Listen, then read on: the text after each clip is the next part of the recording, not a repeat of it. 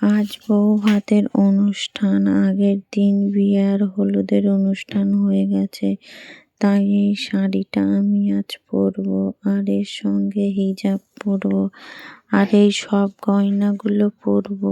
আগের দিন অন্যান্য সব গয়না পরেছিলাম, এই শাড়িটার সাথে এই গয়নাগুলোই ম্যাচিং করছে, সাদা সাদা কাজ আছে।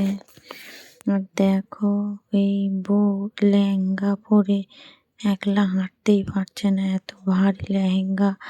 আমরা সবাই তাই লেহেঙ্গাটা ধরে ধরে সিঁড়ি দিয়ে নামাচ্ছি।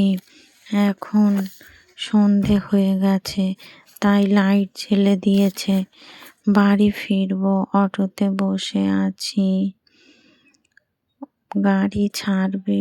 প্রচণ্ড ঠান্ডা লাগছিল, তাই বাড়ি ফিরে সেই লাল চা আর বিস্কুট নিয়ে বসে পড়েছি গা গরম করতে।